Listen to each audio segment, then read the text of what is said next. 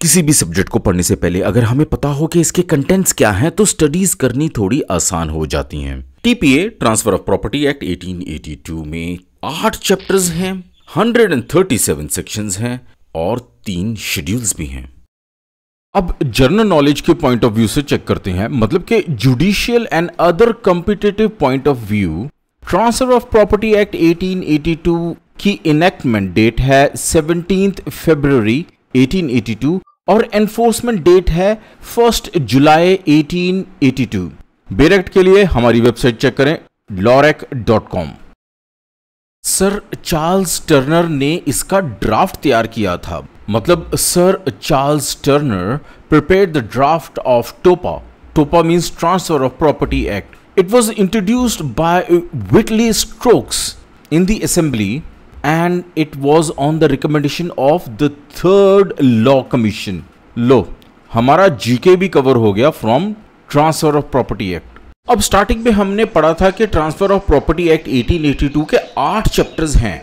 ये कौन कौन से चैप्टर्स हैं, सबसे पहले तो इनको ही कवर कर लेते हैं।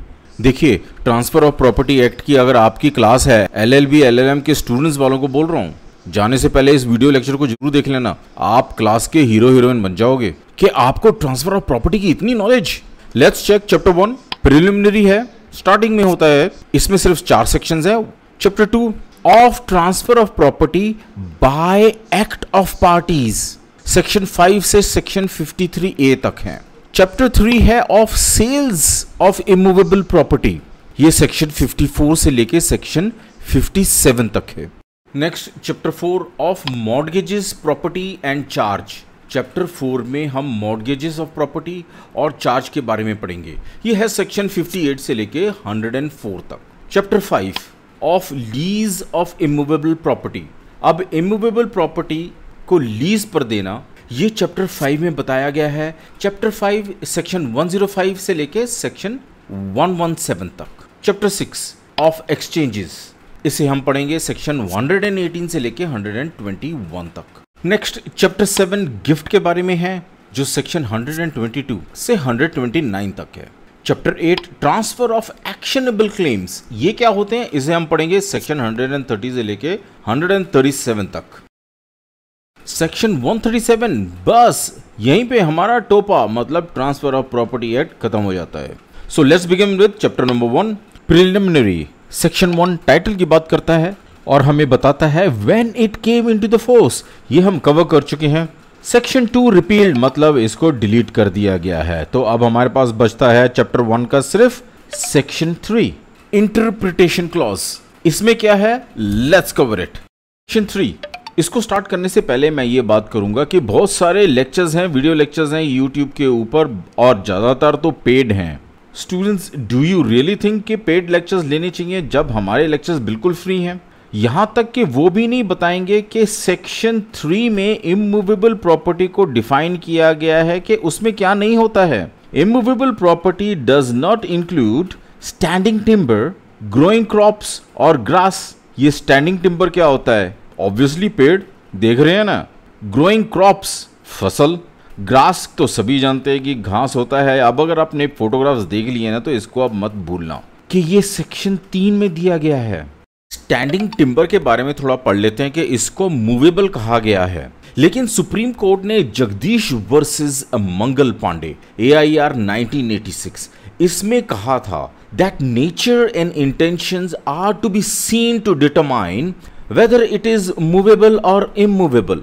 स्टैंडिंग टिम्बर के बारे में सुप्रीम कोर्ट ने कहा था कि हमको डिटरमाइन, मतलब हमको ये तय करना पड़ेगा कि स्टैंडिंग टिम्बर को हम मूवेबल कहेंगे कि इमूवेबल कहेंगे। इसके लिए इंटेंशन देखनी पड़ेगी। आगे पहले पढ़ लेते हैं कि if the intention is to maintain the tree for a long period of time without cutting it down for any other purposes, then it will come under things rooted into the earth and hence in movable property. मतलब अगर तो मंशा ये थी कि पेड़ों को कई साल तक रखा जाए, तब उसको थिंग्स रूटेड इनटू द अर्थ मानकर इमूवेबल प्रॉपर्टी में लाया जाएगा, अदरवाइज नहीं। कंफ्यूज मत होना, स्टैंडिंग टिम्बर जो है वो मूवेबल प्रॉपर्टी ही है।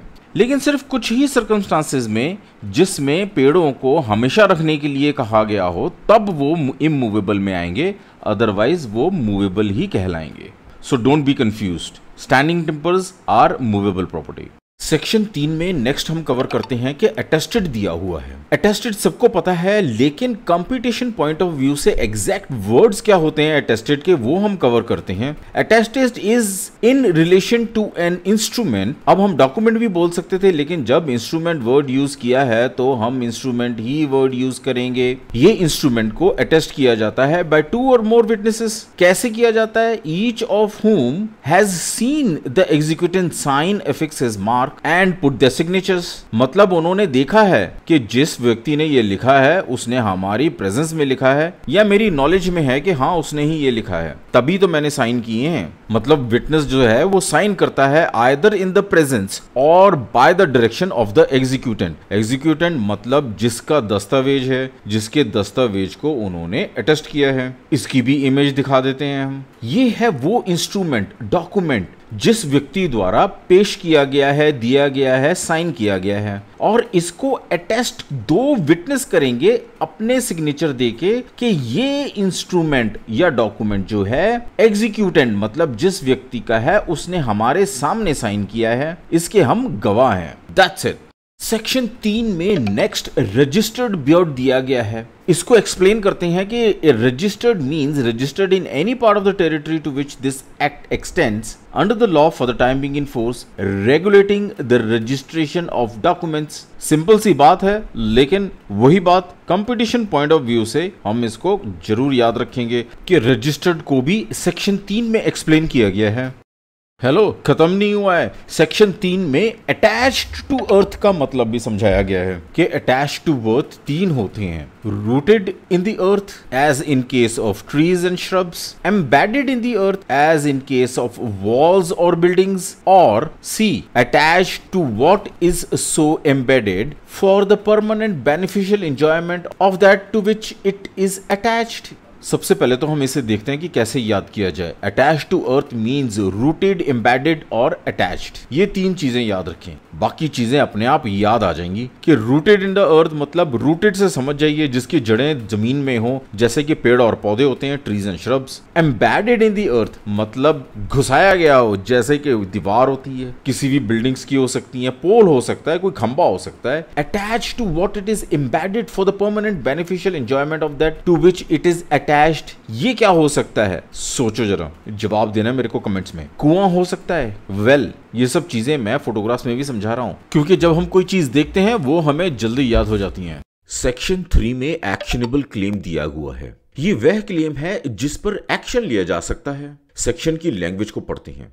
Actionable claim means a claim to any डेप्थ। अब डेप्थ का मतलब शरण है, गिरवी रखना नहीं है। ये फर्क जरूर याद रखना। आगे पढ़ते हैं। Other than depth secured by mortgage of immovable property, मतलब ये वह शरण है जिसे किसी संपत्ति को गिरवी रखकर ना लिया गया हो।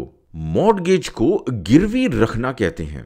So let's understand mortgage also. Mortgage is a type of loan used to purchase or maintain a house, land or other type of real estate. वह लोन जिसे घर, जमीन, रियल एस्टेट में कुछ भी हो सकता है, संपत्ति होगी, दुकान, शोरूम, फ्लैट, घर, इसको गिरवी रख कर लिया गया हो। Next is the borrower agrees to pay the lender over a time, typically in a series of regular payments that are divided into principal and interest. मतलब हम सबको पता है कि एक्सप्लेन करने की भी जरूरत नहीं है। लेनदार सहमति जताता है कि वह देनदार को कितने समय पे ब्याज समेत सूद वापस करेगा। So the property then serves as collateral to serve the loan. Next is or by hypothecation. अब ये hypothecation क्या है इसे भी समझ लेते हैं। Hypothecation occurs when an asset is pledged as collateral to secure a loan. The owner of the asset does not give up the title, possession, or ownership rights, such as income generated by the asset. However, the lender can seize the asset if the terms of the agreements are not met. Simple भाषा में बोले तो जब कोई plane, car, truck, बस कुछ भी खरीदता है, कुछ भी हो सकता है, वॉशिंग मशीन, टीवी, वह बैंक लोन लेता है या फाइनेंसर से लेता है, उसे हाइपोथिकेशन कहते हैं। आगे सेक्शन कहता है कि और pledge of movable property. Pledge का क्या मतलब होता है? It is a thing that is given in as security for fulfilment of contract. मतलब कि आपने कोई चीज सिक्योरिटी के तौर पे रख दी है कि आप ये वापस ले लेंगे जब किसी भी प्रकार का कोई कॉन्ट्रैक्ट किया हो वह पूरा हो जाए। नेक्स्ट आगे कहता है और to any beneficial interest in movable property not in possession either actual और constructive of the claimant which the civil courts recognize as affording grounds for relief. मतलब आपका किसी में बेनिफिशियल इंटरेस्ट, मतलब कि जैसे कोई प्रॉपर्टी हो गई पिताजी की, दादाजी की, उसमें आपका इंटरेस्ट है लेकिन वह आपके पोजीशन में नहीं है किसी भी प्रकार से, लेकिन क्लेमेंट उसको क्लेम कर सकता है एज एन एक्शनेबल क्लेम और सिविल कोर्ट उसको रिकॉग्नाइज करे। मतलब भाई हाँ, वो भी एज पर लॉ जो है वो लीगल हायर के तौर पे ग्राउंड्स बनते हैं। ये सिर्फ एग्जांपल के तौर पे समझा रहा हूं कि these are all actionable claims.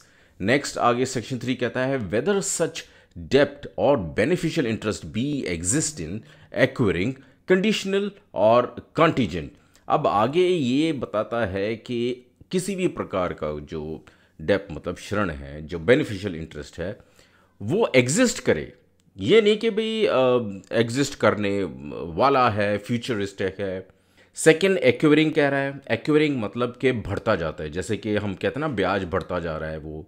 और कंडीशनल मतलब ऑब्वियसली किसी भी प्रकार की कोई कंडीशन हो। कॉन्टीजेंट, अगर आपने कॉन्ट्रैक्ट पढ़ा है तो आपको याद होगा इट इज ऑन हैपनिंग और not happening of a thing, जैसा भी कॉन्ट्रैक्ट किया हो। So this is what is section 3 says about actionable claim. मुझे मालूम है आप लोग बोर होना शुरू हो रहे हो, रील देखने का मन कर रहा है, लेकिन भाई समझ लीजिए, वरना आप जब एडवोकेट या किसी जॉब में होंगे तो यही चीजें समझने के लिए अपने सीनियर्स के पीछे पीछे भाग रहे होंगे कि प्लीज सर समझा दीजिए। तो बेटर है अभी समझ जाओ। सेक्शन 3 में नेक्स्ट आ जाता है नोटिस। अब ये नोटिस वो नोटिस नहीं है जो कोई नोटिस जारी करता है किसी को इन्फॉर्म करने के लिए। ट्रांसफर ऑफ प्रॉपर्टी एक्ट में सेक्शन 3 में इस नोटिस को नॉलेज, इंफॉर्मेशन या जानकारी होना कहा जाता है। सेक्शन कहता है कि a person is said to have notice, मतलब एक इंसान को जानकारी होनी चाहिए, ये माना जाता है, of a fact when he actually knows the fact. किसी फैक्ट के बारे में अगर कोई हम कहें कि ये flats economically weaker section society के हैं, तो वो ये नहीं कह सकता कि देखने पर मुझे नहीं लगा कि ये इकोनॉमिकली वीकर सेक्शन सोसाइटी के नहीं है। नेक्स्ट आगे सेक्शन कहता है और when but for wilful abstention from an inquiry और search which he ought to have made or gross negligence he would have known it। मतलब कि वह जानबूझकर ऐसी जगह पर खुद नहीं गया, इंक्वायरी नहीं की, जो कि एक ग्रॉस नेग्लिजेंस उसके ऊपर माना जाएगा कि उसको ये इंक्वायरी करनी चाहिए थी। मतलब अगर कोई प्रॉपर्टी किसी को खरीदनी है तो वह ये नहीं कह सकता कि मैं वहां पर प्रॉपर्टी देखने के लिए नहीं गया, इसलिए मुझे नहीं मालूम था। आगे सेक्शन 3 में हम पढ़ते हैं when a person actually knows any fact it is understood as he has notice of that fact. मतलब अगर किसी तथ्य के बारे में मालूम है तो ये माना जाएगा, इट इज अंडरस्टूड, ये मान लिया जाएगा कि उसको इस चीज की जानकारी है। अरे देखिए, हम रोज किसी जगह से जाते हैं तो हम मान सकते हैं कि रास्ते में जो जो चीजें आती हैं उसको उसके बारे में जानकारी है। अब ये नोटिस आगे 2 प्रकार के बताए हैं, ए एक्चुअल और एक्सप्रेस नोटिस, बी कंस्ट्रक्टिव और इम्प्लाइड नोटिस। एक्चुअल और एक्सप्रेस नोटिस होता है जो एक्चुअली पता है, हाँ मुझे मालूम है। एक्सप्रेस मतलब कि भाई लिखित तौर पे उसको बताया गया था। So if a person actually knows a fact it is considered he has actual notice. The knowledge of fact must be received in the course of negotiations of the property, मतलब उसकी जानकारी ज्यादातर उसको तब हुई हो जब प्रॉपर्टी के बारे में नेगोशिएशन, मतलब कि लेन देन की प्रक्रिया चल रही हो, स्टार्ट हो गई हो। सेकेंड कंस्ट्रक्टिव और इंप्लाइड नोटिस है जो कि कहता है if it can be assumed if a person may know of particular fact due to circumstances। अब assume मतलब मान लिया जाता है कि उसको इसके बारे में जानकारी होगी, circumstances के बारे में मतलब कि भाई ये प्रॉपर्टी किस लोकेशन पे है। अगर वो खुद वहां पर उस लोकेशन पे पहुंच गया है, चाहे पूछ के पहुंचा हो, तो एटलीस्ट ये अज्यूम किया जाएगा कि उसको मालूम है ये प्रॉपर्टी कहां पे सिचुएटेड है। Got it? Okay, next, so it will be presume that he knows the fact. अब इसको प्रिज्यूम कर लिया जाएगा कि अब भाई इतना तो पता है ना कि ये प्रॉपर्टी किस लोकेशन पे है, इसको तो अब हम अज्यूम ही कर लेंगे ना, क्योंकि वो खुद पहुंच गया है वहां पर, चाहे पूछ के। It is said that the person could have actual notice if he would have inquired reasonably. अब ये भी अज्यूम कर लिया जाएगा कि भाई आपको इंफॉर्मेशन लेके, अब इंक्वायरी कर करके, जैसे हम रास्ता पूछ के पहुंचते हैं। In this, the court also presumed that the person shall have knowledge of a fact and it cannot be proved that it was not obtained। अब इसको प्रूव नहीं किया जाएगा कि भाई अगर बंदा खड़ा होके भी बोले नहीं मेरे को नहीं मालूम कि वो प्रॉपर्टी कहाँ पर थी, वो कोर्ट भी एज्यूम कर लेगा आपने प्रॉपर्टी देखी है ना, तो बस आपको मालूम है किस लोकेशन पर है वो। इसकी एक एग्जाम्पल कवर करते हैं। एग्जाम में अगर आप नोटिस के बारे में लिख रहे हैं तो एग्जाम्पल जरूर दे देना, जो पेपर चेक कर रहा है वो पूरा नंबर देने में मजबूर हो जाएगा। एग्जाम्पल है कि A agrees to sell his property to B. A जो है अपनी प्रॉपर्टी बी को बेचने के लिए तैयार हो गया है। There are tenants of that property that pay rent to C. अब उस प्रॉपर्टी पर किराएदार रहते हैं जो रेंट देते हैं सी को। अब अगर बी जो है वो प्रॉपर्टी को देख लेता है तो it is presumed that B have the notice of the fact that tenants pay the rent to C. मतलब प्रिज्यूम कर लिया जाएगा कि बी को मालूम है कि जो किराएदार रहते हैं वो सी को रेंट देते हैं। Hence he cannot claim that he was devoid of knowledge of this fact. मतलब बाद में वो मना नहीं कर सकता कि भाई मुझे इसके बारे में जानकारी नहीं थी कि वहां पे किराएदार रहते हैं और वो सी को रेंट देते हैं। तो मतलब आपको अब नोटिस के बारे में पूरा समझ आ गया है कि ये नोटिस होता क्या है। Next is section 4। सेक्शन 4 जो है वो डिलीट कर दिया गया है क्योंकि वो इंडियन कॉन्ट्रैक्ट एक्ट और इंडियन रजिस्ट्रेशन एक्ट में प्रोविजंस उसके चले गए हैं। सो अब हमारा लेक्चर यहाँ पे खत्म होता है। I hope you like it. So अगर आपको पसंद आया है तो do share it with your friends, share करें उनके साथ। लाइक अब सब्सक्राइब बोलने की मुझे जरूरत नहीं है, वो तो आप कर ही लोगे। See you next time, take care, bye. दोबारा मिलते हैं, तब तक के लिए मेरी एक request, respect elders, love kids, make this place a better place to live.